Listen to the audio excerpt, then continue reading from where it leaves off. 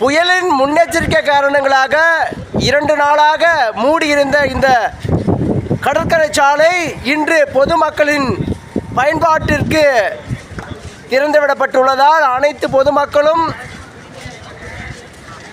கடலை ரசித்தபடி உடல் ஆரோக்கியமாக இருக்க நடந்த வண்ணம் இருந்து கொண்டிருக்கின்றார்கள்.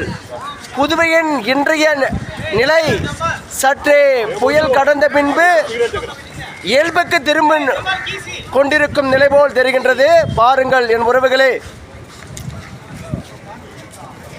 புதுவை கடற்கரை சாலை காந்தி சிலை அருகில் மக்கள் நடமாட்டம் புயலின் தாக்கம் சற்றே மெல்ல குறைந்துள்ளதால் மகிழ்ச்சியில் மக்கள். இதை பிறருக்கும் பகிர்ந்து நலம்பெற பயன்பெறச் செய்யுங்கள். இவைகள்தான் இயற்கைகளின் ஜாலங்கள் என்பவர்கள்.